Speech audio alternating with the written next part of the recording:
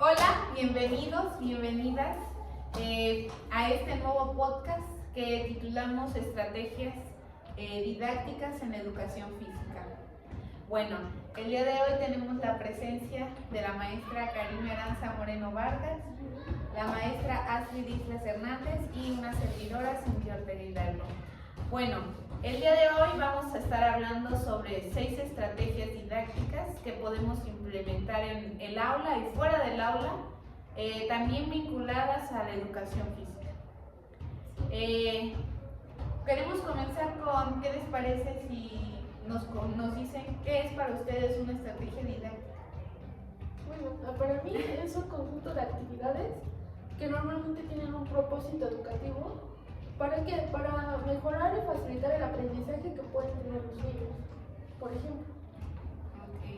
Bueno, para mí en especial, una estrategia didáctica pues se convierte en este medio, una vía, un camino, o la forma de aprendizaje de los diferentes contenidos de acuerdo a nuestro programa o nuestra currícula, en el que elementos como la diversidad, las necesidades de los estudiantes,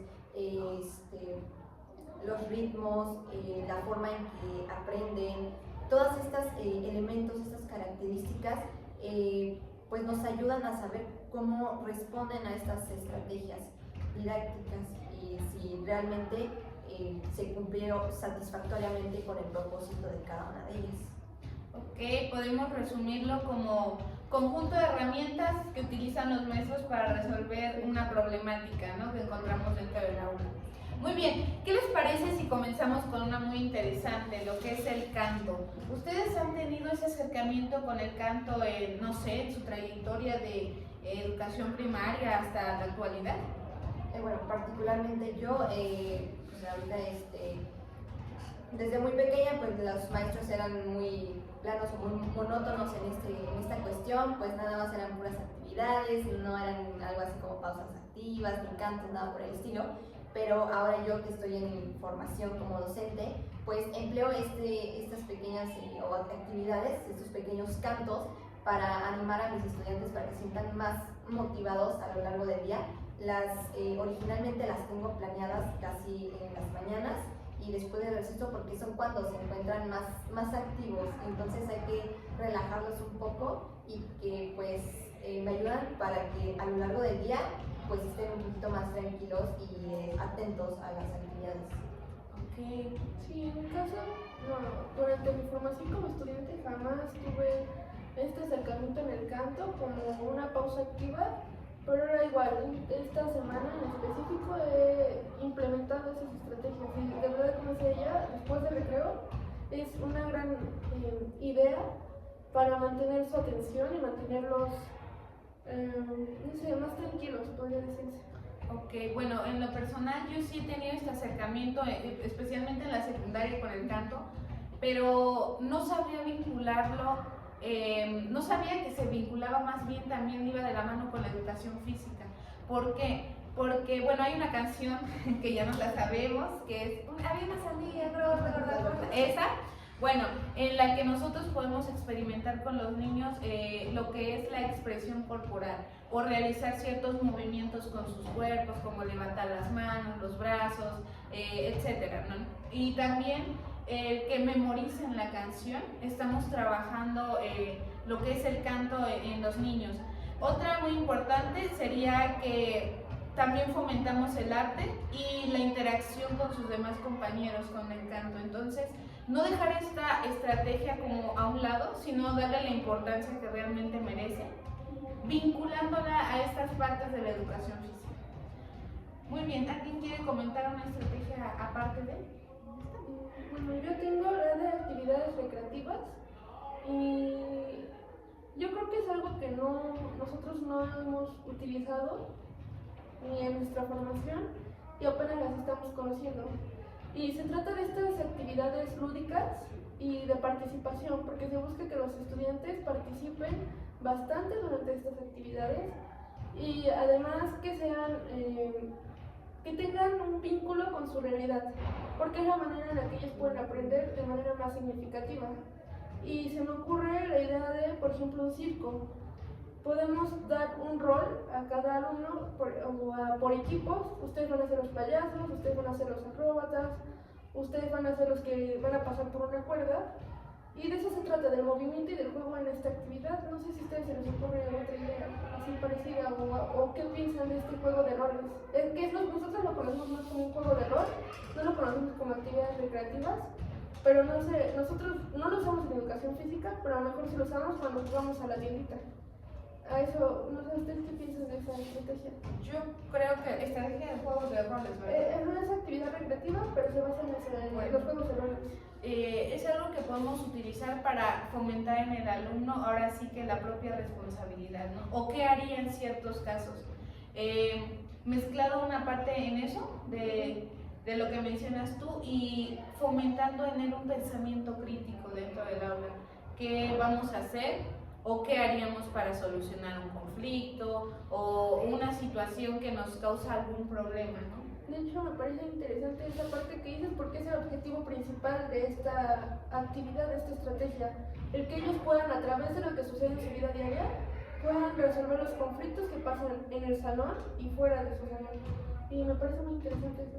Justamente, como lo comentaban ambas, es esta relación, o sea, se debe hacer esta relación entre la vida real de los niños con un poquito del juego, ¿no? Porque son actividades en su vida real que pues hacen continuamente y que a veces pues pueden entrar en conflicto dentro de esas actividades y haciéndolo aquí en la escuela y con el juego pueden resolverlos de una manera muy eficaz y ya ponerlo en marcha dentro de su vida cotidiana, y eso es lo que para mí me parece importante rescatar de ese tipo de actividades.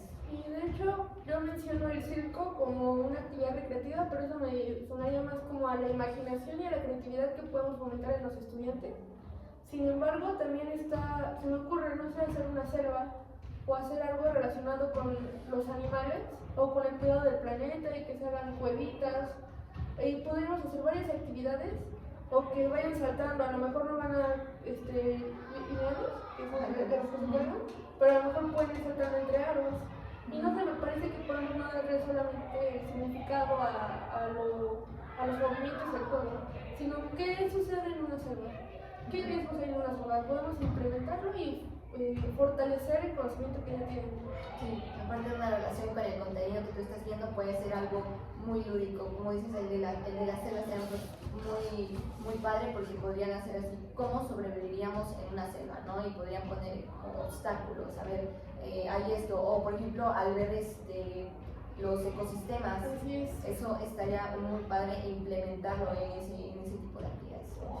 Creo que una forma de poderlo implementar utilizando o vinculándolo con la educación física sería como un circuito motor, algo así, donde en cada estación se vea como, por ejemplo, imaginemos que estamos en la playa. ¿Cómo haríamos para llegar a la orilla del mar? O estamos en el bosque. ¿Qué harían ustedes si ven un camino rocoso, ¿no? Y ya los niños están así y se mueven y hacen estas actividades simulando ¿cómo podríamos decirlo? La imaginación, utilizando la imaginación, claro, pero sí, imaginando que estamos en un lugar así. Creo que aquí entra mucho igual que nosotros también lo imaginemos, porque si nosotros no lo imaginamos, ellos pues tampoco harán ese intento. Entonces creo que es muy importante que igual nosotros digamos, ok, ya vieron que, no sé, por ejemplo, ahí en la playa, ya vieron los animales, ya vieron cómo está la playa, el océano, el mar. Yo creo que es muy importante esa parte. Claro, muy bien. ¿Te gustaría hablar sobre otra? Sí, otra estrategia que se podrían implementar, más que nada, pues ahora sí en educación física, también se podría implementar dentro de las aulas, y es el cuento motor.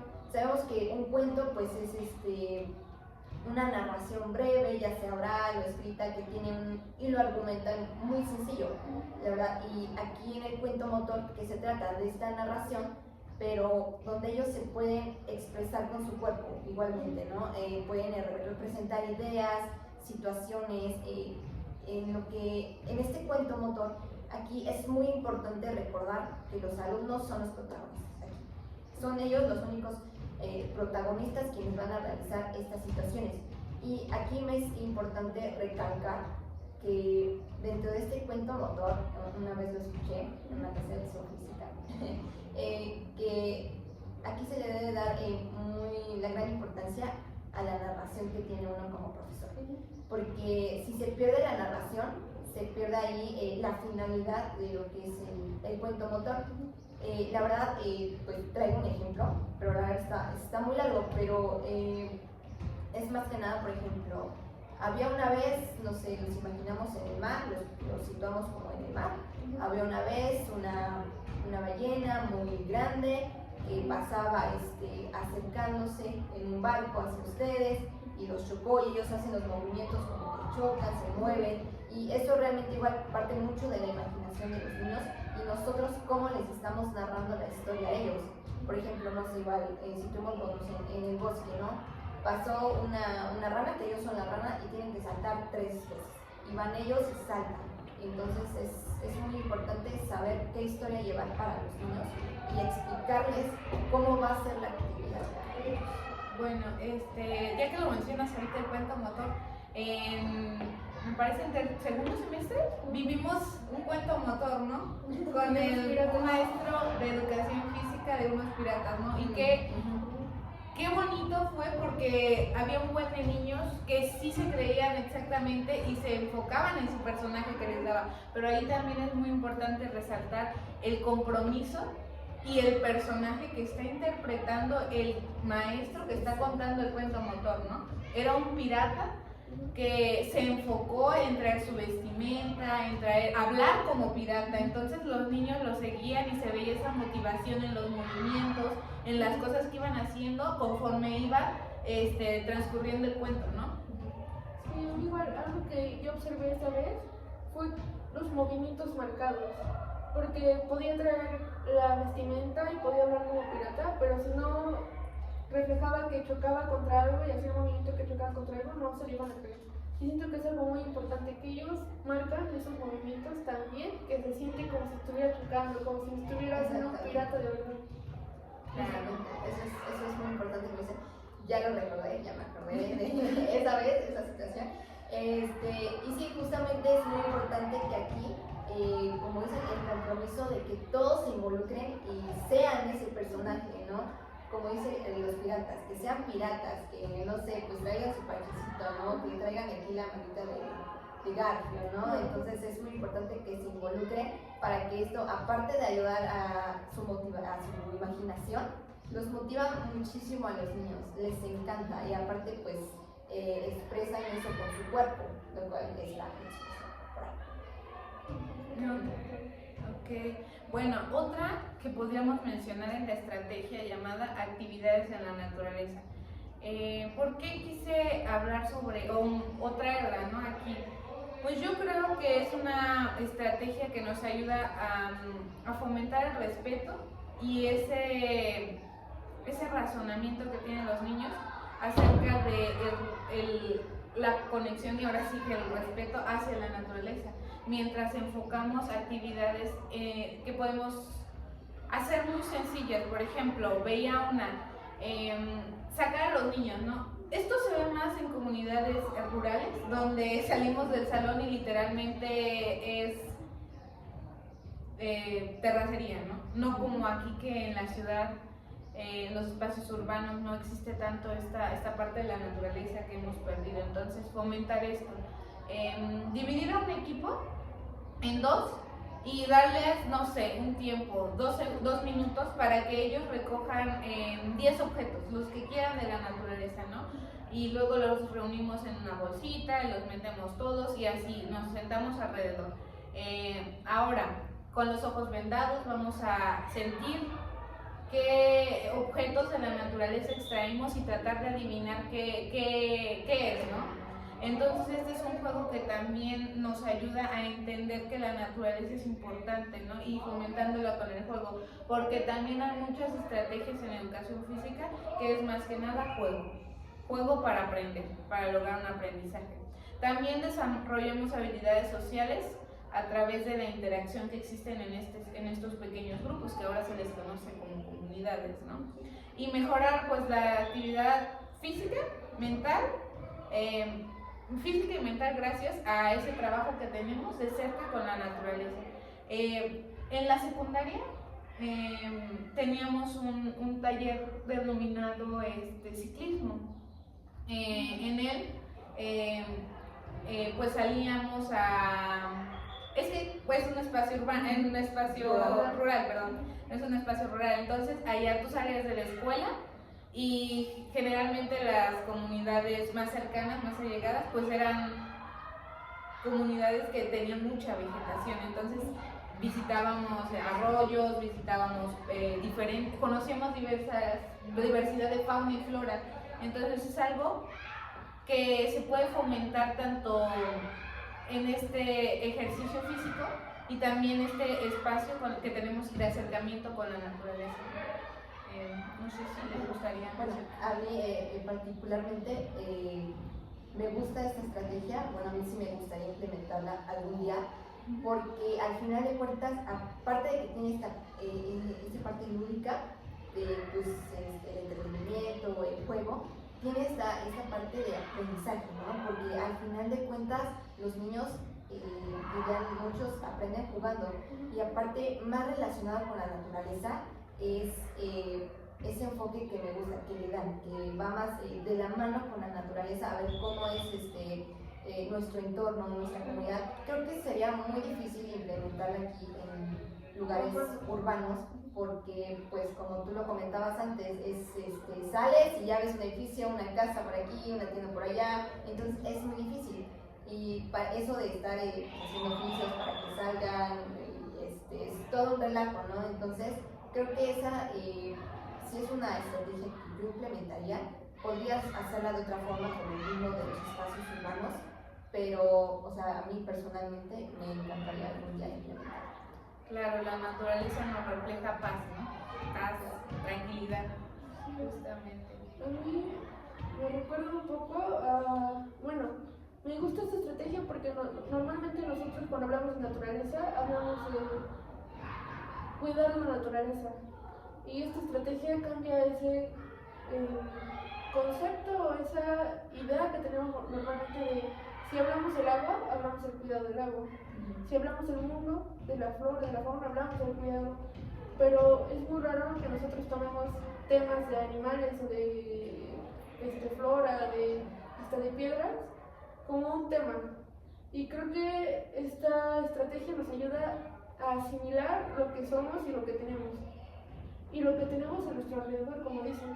Y es algo que me gusta mucho porque no solo es voy a cuidar las flores, sino yo sé qué es esta flor y qué, no sé, qué beneficios o qué tiene para mí. Sí, ver más allá de lo que de un contenido superficial, Así o sea, es. no saber, o sea, sí, lo voy a cuidar, pero ¿qué es? O sea, ¿qué es lo que estoy cuidando? Así ¿No? es. Exactamente, creo que. Y eso me gusta porque no cambia nuestra idea, lo que nosotros normalmente queremos hacer sobre la naturaleza, a como lo que realmente debemos hacer por la naturaleza.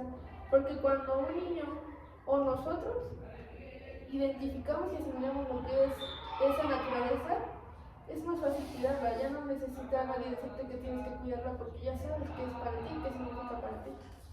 Sí, Aparte, otra cosa que debería yo añadir, creo que esta sería una experiencia muy valiosa para los niños, más sería una gran oportunidad que fueran ellos mismos a notar, por ejemplo, si estamos viendo ecosistemas, ellos mismos vean el ecosistema, cómo es la fauna, la flora, y sería una experiencia vivencial que pasaría a ser un aprendizaje significativo para ellos. Claro. Bien sabemos que no es lo mismo el verlo en una pantalla proyectado a verlo realmente, ¿no? O si es que tenemos estos problemas de no poder sacarlos o así traerlos, ¿no? Tal vez, claro, es una forma de aprender más real. Así es, justamente. Bueno, yo quiero hablarles de juegos autóctonos, y son todos esos juegos de culturas antiguas que ya no están ahorita con nosotros, esas culturas, pero que prevalecen. Sin embargo, pues nosotros ya no los jugamos. Y yo creo que esto tiene muchos beneficios en cuanto a la identidad que tiene el niño dentro de su cultura, en cuanto a las raíces que tiene el niño, en cuanto a las tradiciones, y al movimiento, a todos los juegos, a todo el motor. Y estaba viendo su nombre se llama Ulama, nosotros lo conocemos como juego de pelota, de la cultura mesoamericana, desde esa cultura, y nosotros lo conocemos como juego de pelota. Y se me hace muy interesante traer esos juegos también. Y puede ser a lo mejor en un tema de historia donde hablamos sobre las culturas, o para, no sé cómo decirlo, como para recordar qué culturas tenemos nosotros. Igual está el famoso Pinole, que es sobre puntería con semillas. Ahora ya se hace con pelotas o con piedras, pero antes era con semillitas, con un frijol, y se tenía que lanzar a cierto lugar, y si la atinabas, la ganabas. Se me hace muy interesante porque no solo se trata de jugar, sino de reconocer qué somos nosotros y qué éramos nosotros antes y ahora. No sé ustedes qué piensan de eso. Wow, algo que mencionaste tú en cómo convertir la clase generalmente de historia, ¿no? Que ahora lo encontramos en el campo de ética, naturaleza y sociedades, ¿no? Algo que para los niños, si tú les dices esa historia anterior puede ser aburrido, si nosotros lo hacemos en forma de juego, adquirimos un aprendizaje de los niños y reconstruimos esos saberes que se están perdiendo. Prevalecer la cultura que teníamos antes. Y solo iba a mencionar que es algo que nosotros ahorita en formación lo hemos visto mucho, tan solo con lenguas indígenas. Hemos hablado mucho de esas lenguas, de cómo necesitamos seguir aprendiéndolas, seguir comentándolas, seguir hablándolas, para poder, no sé cómo decirlo, que enriquecer nuestra cultura de nuevo. Y siento que es algo muy relacionado, no solo son las lenguas, sino los juegos, todo lo que teníamos antes. No significa que tengamos que seguir haciéndolo, pero que podamos traerlo a nuestra vida y que podamos reconocerlo, porque es lo importante, reconocer lo que éramos antes. Sí, por lo menos que los estudiantes, igual nosotros como maestros, como tú dices, reconocer y conocer estos juegos que se llevaban antes, o sea, hasta ya ni con esos juegos, sino con los de nuestros papás, nuestros abuelos, ya casi nunca los implementamos. Y si les preguntas a los niños, ahorita les preguntas y dicen, no sé, o sea, yo conozco estos juegos y ellos no conocen los demás, ¿no? Los anteriores. Pero igual, como ustedes plantean, es llevar historia, que es una materia muy tediosa, llevar esto de las lenguas indígenas y transformarlas y apoyarnos de lo lúdico. Es muy importante porque hacemos nuestras clases más dinámicas, que no sean tan aburridas, y que cuando los niños digan es historia, es historia, ¿no? Que se sorprendan, que se motiven de que van a ver historia, no que cuando nosotros decimos vamos a la historia, ay no, maestra, ¿por qué historia, no? Entonces creo que me gusta esta parte que se relacione con algo de nuestra identidad, nuestras raíces y lo lúdico. Aparte,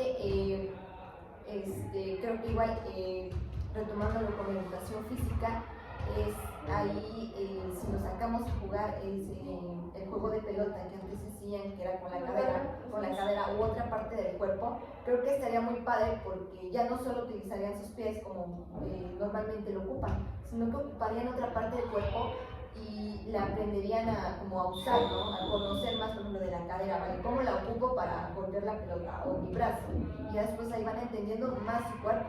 Y hablamos de la motricidad que tanto hemos hablado, que nos falta a nosotros, porque nosotros jamás tuvimos ese tipo de juegos, y nosotros nos educaron con otro tipo de actividades. Por ejemplo, nosotros competíamos o hacíamos carreritas y competíamos entre nosotros, o nos ubicaban en un solo deporte. O nos catalogaban que no éramos buenos para algo y nos mandaban al B o al C, ¿no? Así es. Sí.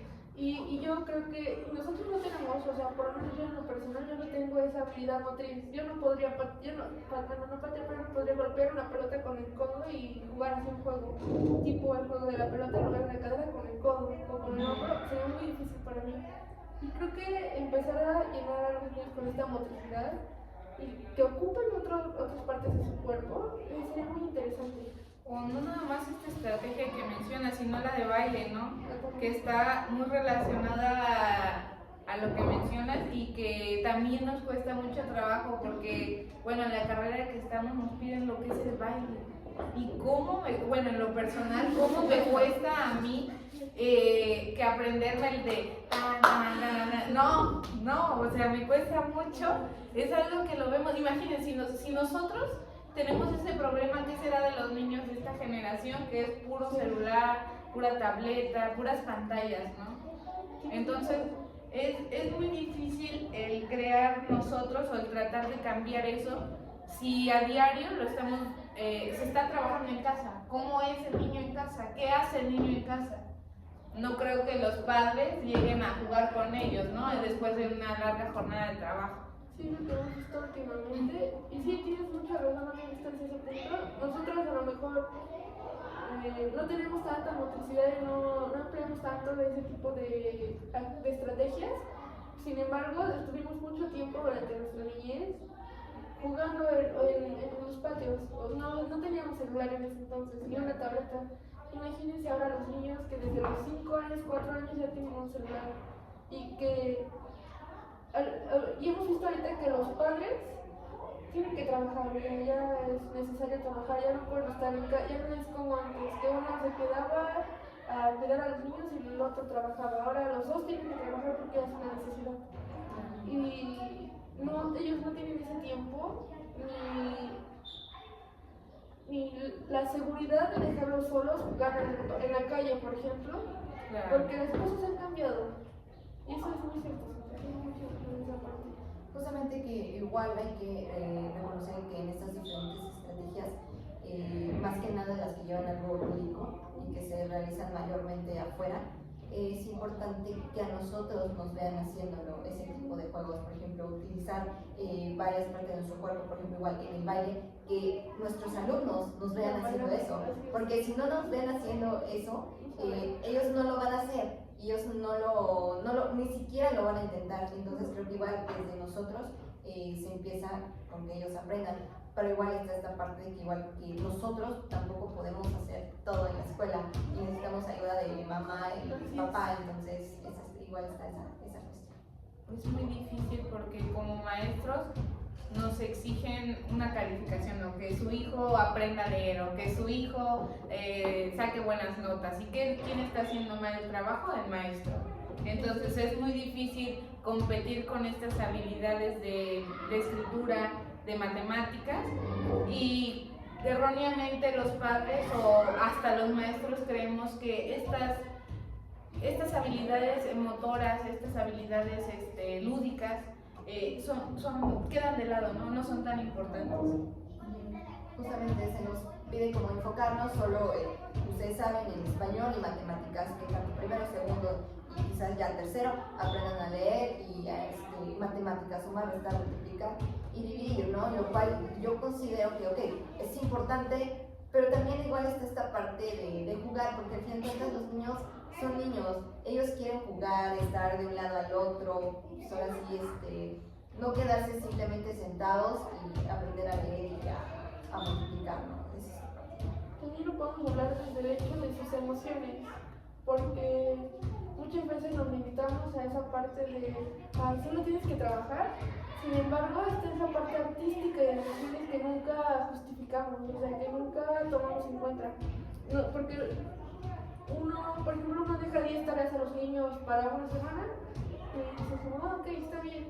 Sin embargo, no nos damos cuenta de lo que ellos pueden estar, que no pueden estar durmiendo, por ejemplo, por estar haciendo sus tareas. Eso igual los desmotiva y no los deja continuar por el buen camino. O sea, yo siento que eso es muy importante y no sé si se acuerdan que una vez leímos un libro que decía que muchas veces que comparaban a la escuela con una cárcel, porque era una cantidad de horas muy similar a la que pasaban en la escuela y a la que pasaban haciendo de tareas, y cómo eso los va entristeciendo, lo hacen a los niños tristes, ya no los hace felices, ya la escuela no es para aprender y para motivar, para ser felices, ya es algo que los va a hacer tristes.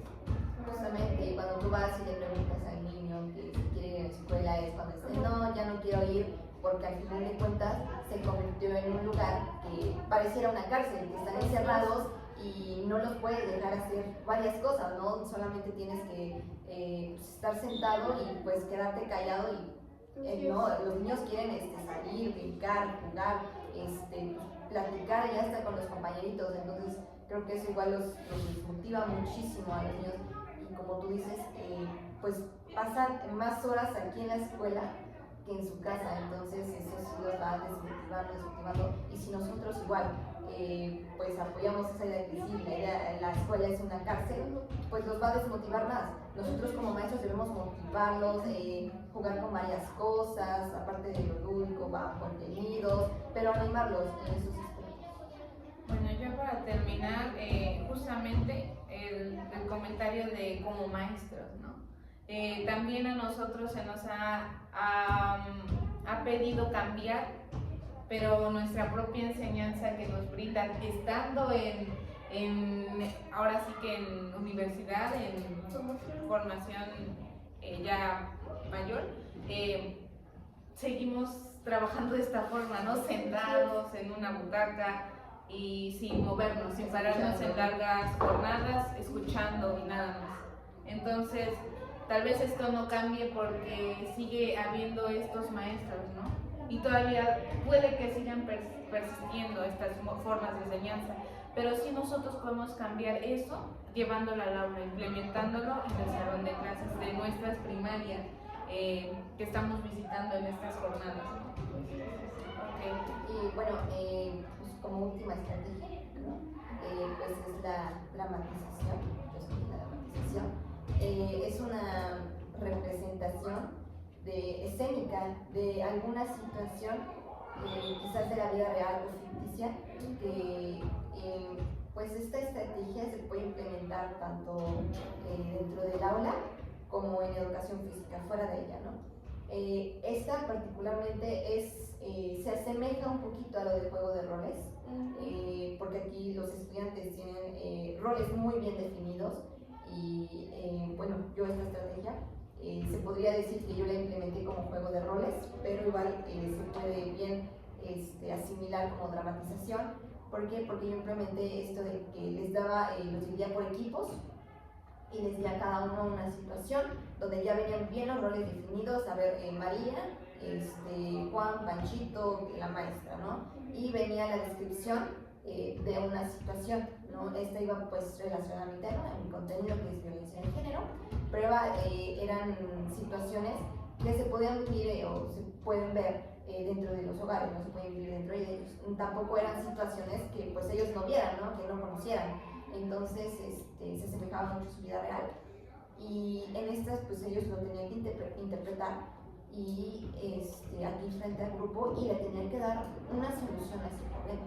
Y esa vez pues lo hicieron, ahora sí yo lo consideré muy buena su interpretación, porque a ellos les encanta, no sé si ustedes no los han visto aquí en el recreo, que están ahí atrás, pero ellos siempre están como, bueno, ahora sí jugando mucho con esta de la violencia, pero lo hacen más que nada sin golpear, sino como cada día fingen, ¿no? Entonces van y se caen y así, ¿no? En este caso pues estas situaciones eran de la misma forma, obviamente, pues violencia de género, y las interpretaban muy bien, ¿no? Y hacían ellos mismos diálogos y le daban una solución a este problema. Entonces, aparte de que era algo para su aprendizaje, para que ellos aprendieran a solucionar este tipo de conflictos, qué hacer, pues jugaba con esta representación, ¿no? Que ellos mismos decían, no, maestra, pues voy a fingir que le pego. Y luego me enseñaron un cápsula, ¿no? Más sabes que me lo voy a poner aquí para que sea sangre. Entonces le dije, vale, wow, ¿no? Porque al final de cuentas es esta representación escénica que ellos hacen, ¿no? Y no se salen de sus personajes, y tienen estos roles bien definidos. Y aquí, bueno, yo consideraría que el papel del maestro y de los demás alumnos que están viendo esta representación sería solo pues escucharlos y prestar atención, porque si no se pierde pues atención y luego no saben ni qué es lo que vieron ni nada. Creo que es muy bueno implementarlo. Bueno, yo estoy viendo el proyecto de Teatro Guiñol para la convivencia y creo que es muy parecido, aunque en este caso yo utilicé títeres. No se mueve todo el cuerpo como quisiera y digo, ay, qué buena idea. Pero sí, los niños, ahora sí que cuando estaban ensayando yo los veía, es que tú puedes hacer esto con tu títere, porque primero empezamos a ensayar con los puros diálogos, claro, sin títeres, sin nada. Entonces los niños justamente hacían esta dramatización de la situación, trabajamos conflictos, ¿no? Cómo resolver un conflicto.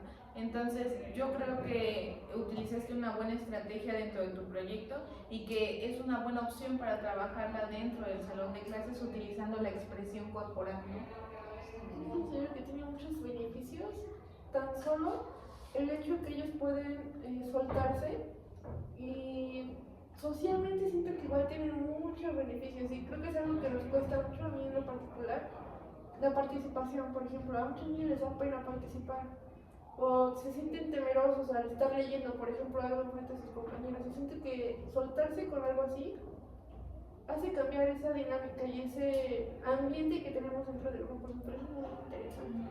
Justamente igual, bueno, checaba yo esto de los beneficios y como menciona, pues viene esto de las habilidades comunicativas, el estar frente al grupo y hacer esta dramatización, ¿no? Porque a pesar de esto, ok, lo hacen frente al grupo, a su mismo grupo, conocen a sus compañeros y lo pueden hacer, les cuesta todavía un poco, pero lo pueden hacer. Imagínense si fuera enfrente de toda la escuela o enfrente de otro grupo, entonces ahí sí se les dificulta un poco, pero aún así no queda fuera esta expresión corporal que ellos tienen representando estas diferentes situaciones y que aparte se relacionan con su vida cotidiana. Creo que eso es lo que... Algo muy importante que hemos estado viendo y abordando en la nueva escuela mexicana, ¿no? El contexto. Bueno, pues muchas gracias por asistir el día de hoy a este podcast. Hablamos temas, estrategias muy importantes, que es importante que como maestros abordemos, ¿no? Abordemos dentro del salón. Entonces, mis agradecimientos a ustedes dos maestras por estar aquí y pues decirles que sí, que implementen estas estrategias. ¿Alguien gustaría decir algo? Bueno, aparte de estas estrategias, hay muchísimas más que se pueden implementar, ya sea aquí dentro del aula o afuera en el patio escolar, y que de verdad nos servirían mucho para innovar nuestras clases. Porque si seguimos con este tipo de clases monótonas que solo enseñan y escriben en el pizarrón, creo que no estaríamos cambiando la educación en México, como pues lo menciona Daniel.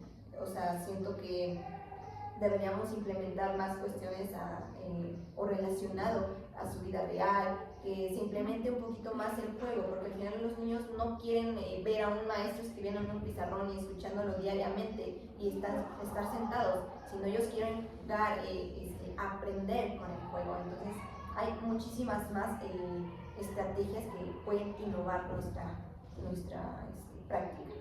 Sí, quitarnos ese miedo que tenemos normalmente de innovar y de meter algo nuevo, porque a veces creemos que no se adapta a lo que nosotros queremos o a lo que nosotros somos. Sin embargo, como dice Astrid, hay muchísimas estrategias.